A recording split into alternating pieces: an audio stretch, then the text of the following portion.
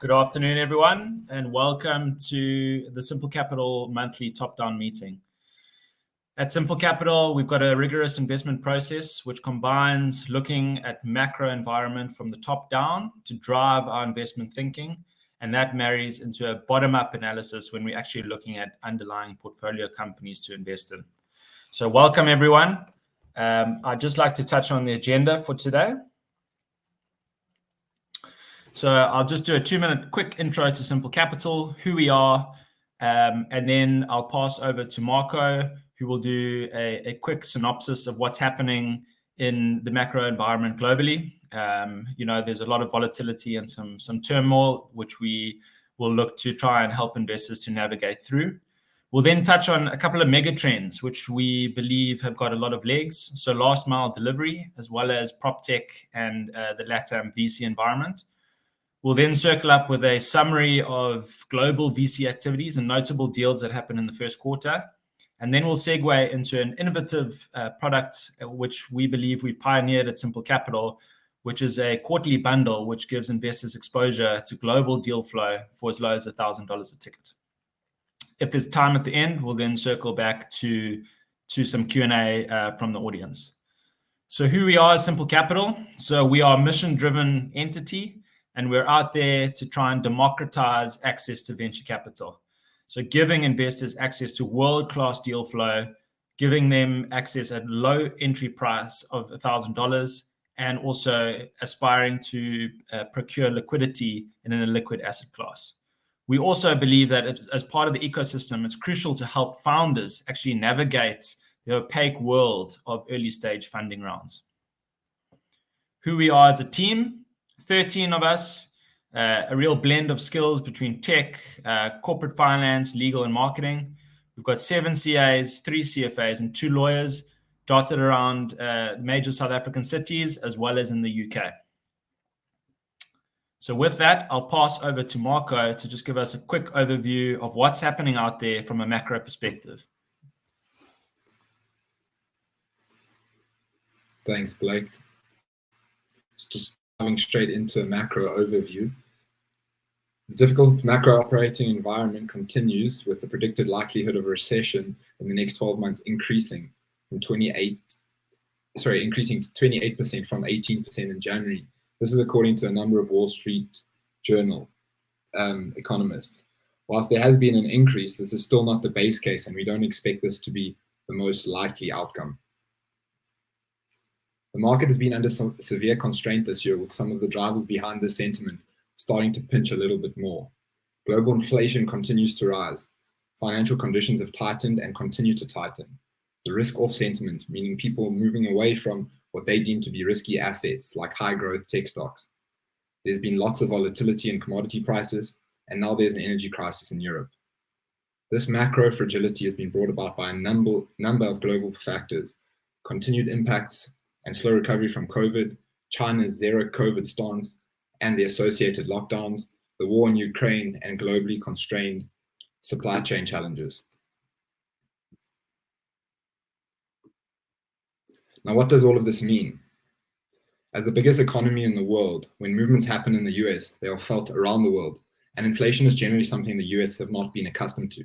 However, it has reached its highest levels in 40 years in the first half of this year, getting as high as 8.5%.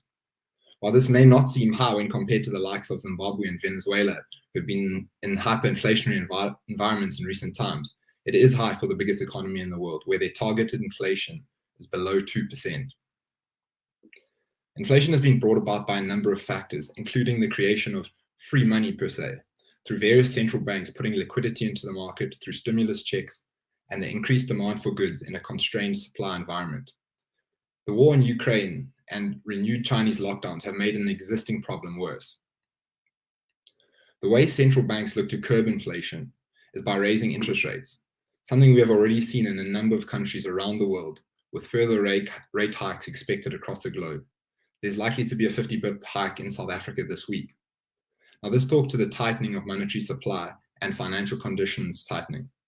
This doesn't only mean your mortgage and your car repayments will increase, but it has other knock-on impacts, like bringing down the valuations of companies, mainly growth companies, and that's the reason for the tech sell-off and the current negative impact on equity markets and emerging markets.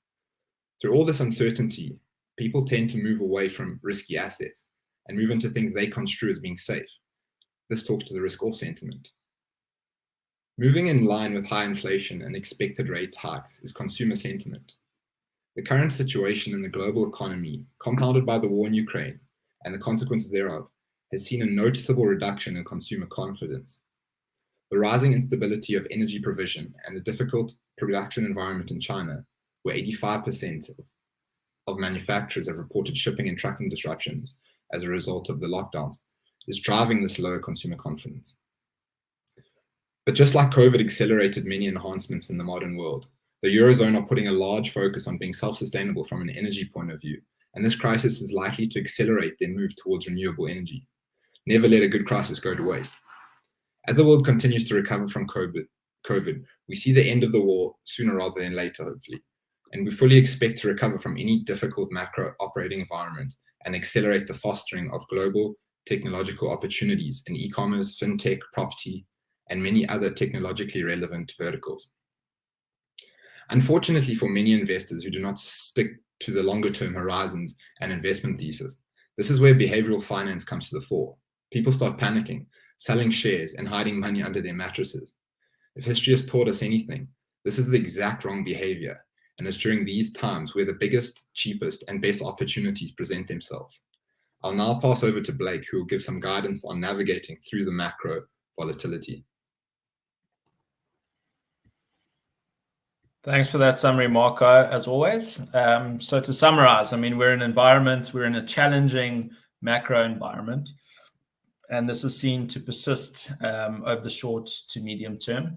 We're facing rising rates, we're facing inflation, we're facing supply chain constraints, downgraded growth forecasts, as well as rising energy prices. Now, this might seem a lot to take in as an investor, but how, as an investor, do you actually navigate through this macro volatility?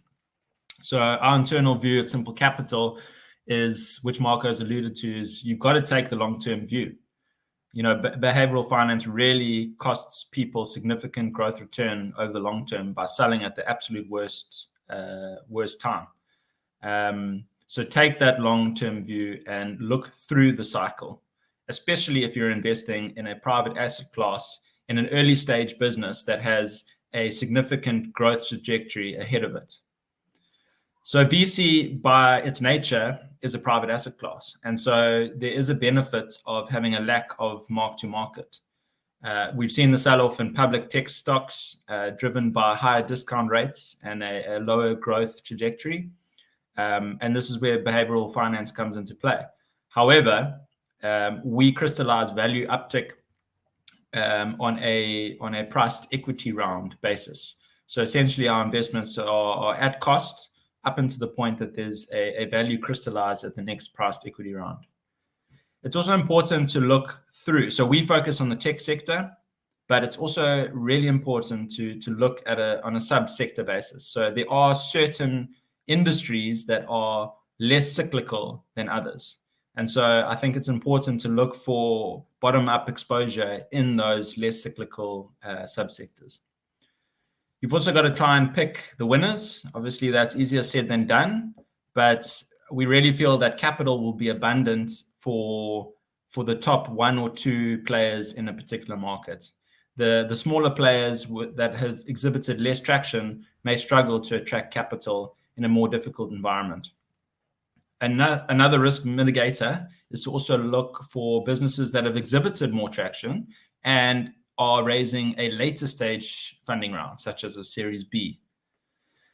We think that the instrument also plays a role in navigating volatility and a difficult environment. So looking at convertible notes, sometimes secured, sometimes unsecured, but you're in a debt note, which is higher up in the cap stack. Or looking at revenue-based financing opportunities, whereby the debt is serviced through a percentage of the monthly revenue generated by a business that's typically got a revenue profile that is recurring in nature and subscription-based. So we believe moving up the cap stack into convertible notes and revenue-based financing is also another risk mitigator. And what's also important is when you're looking at convertible notes and you're looking at safe notes, for example, that have a valuation cap, it's important to note that this is the highest valuation that you would ever convert into equity.